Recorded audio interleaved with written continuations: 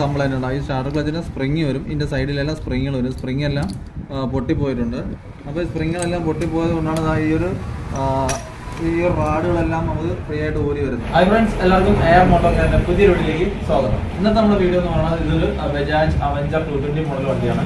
ഈ ഒരു വണ്ടിയുടെ കംപ്ലൈൻറ്റ് ആണെന്ന് ഞാൻ കാണിച്ചു തരാം. നമ്മൾ സെൽഫ് അടിക്കുന്ന സമയത്ത് ഈ ഒരു സൗണ്ട് വരുന്നുണ്ട്.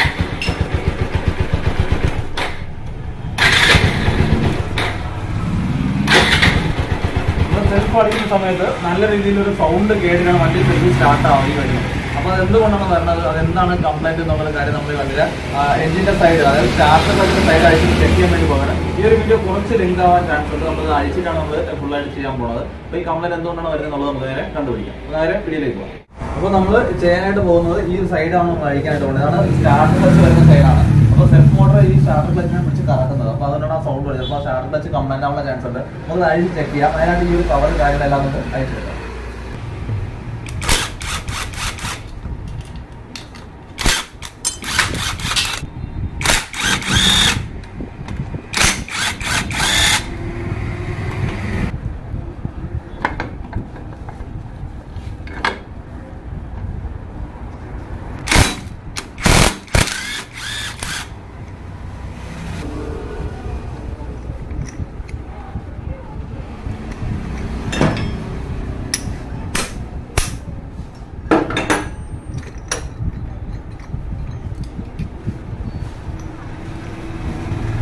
ഇതാണ് നമ്മൾ സ്റ്റാർട്ടർ ക്ലച്ച്. സ്റ്റാർട്ടർ ക്ലച്ചാണ് കംപ്ലൈൻറ്റ് ഉണ്ട്. ഈ സ്റ്റാർട്ടർ ക്ലച്ചിന് സ്പ്രിങ് വരും, ഇതിൻ്റെ സൈഡിലെല്ലാം സ്പ്രിങ്ങുകൾ വരും. സ്പ്രിങ് എല്ലാം പൊട്ടിപ്പോയിട്ടുണ്ട്.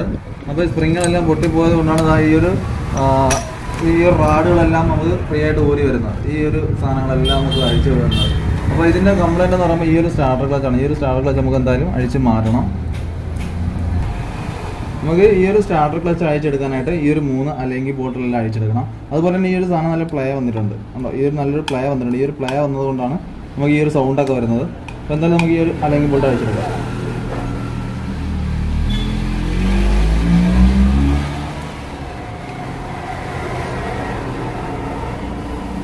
നമ്മൾ സ്റ്റാർട്ടർ ക്ലച്ച് പുതിയ എടുത്തിട്ടുണ്ട്. ഇത് പഴയതാണ്, പഴയ സ്റ്റാർട്ടർ ക്ലച്ചാണ്. അപ്പോൾ ഈ ഒരു സാധനം കംപ്ലൈൻ്റ് ആയതാണ്, നമ്മളത് മാറ്റിയിട്ടുണ്ട്. അതായത് നമ്മൾ പുതിയ സ്റ്റാർട്ടർ ക്ലച്ചിൽ നമുക്ക് ഈ ഒരു ചെറിയൊരു സ്പ്രിങ്ങും അതുപോലെ ഈ ഒരു വെയിറ്റ് വരുന്നുണ്ട്. ചെറിയ റോളർ വെയിറ്റ് എന്നാണ് പറയുന്നത്. ഈ റോളർ വെയിറ്റും ഇതിൽ സപ്പോർട്ട് ചെയ്തൊരു സ്പ്രിങ് വരുന്നുണ്ട്. ഇത് നമുക്ക് സെറ്റ് ചെയ്യണം. ഇത് സെറ്റ് ചെയ്താണ് നമ്മൾ വണ്ടിയിൽ സെറ്റ് ചെയ്യാൻ പോകുന്നത്. ഈ സ്പ്രിങ്ങിനും ഈ റോളർക്ക് കംപ്ലൈൻറ്റ് വരുമ്പോഴാണ് ഈ ഒരു പ്രശ്നം വരാറ്. അപ്പോൾ ഇത് നമുക്ക് എങ്ങനെ സെറ്റ് ചെയ്യാനുള്ള കാര്യം നോക്കാം.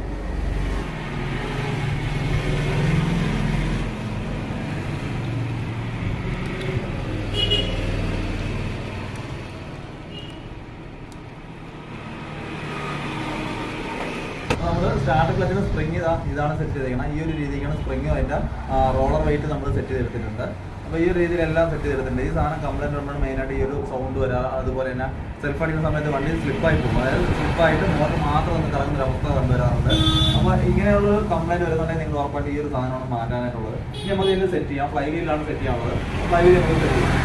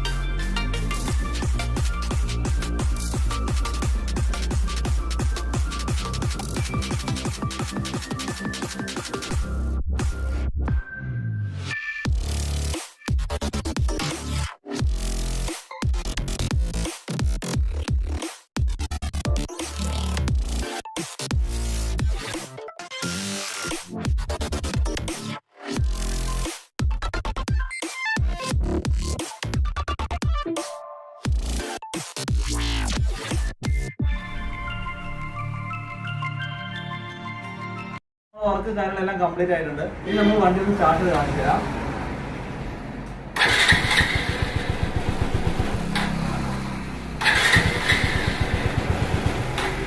ഇപ്പോൾ കണ്ടോ, അപ്പോൾ വണ്ടിയുടെ ആ ഒരു കംപ്ലൈൻറ്റ്, ആ ഒരു സൗണ്ട് കേൾക്കുന്ന കംപ്ലൈൻറ്റ് ഇപ്പോൾ പൂർണ്ണമായിട്ട് എന്തായാലും മാറിയിട്ടുണ്ട്. അപ്പോൾ ഈ ഒരു കാര്യങ്ങളെ കുറിച്ചുള്ള നിങ്ങൾക്ക് എന്തായാലും മനസ്സിലായെന്ന് വിചാരിക്കുന്നു. ഈ ഒരു വീഡിയോ കുറിച്ച് നിങ്ങളുടെ അഭിപ്രായങ്ങൾ നിർദ്ദേശങ്ങൾ നമ്മളെ കമന്റ്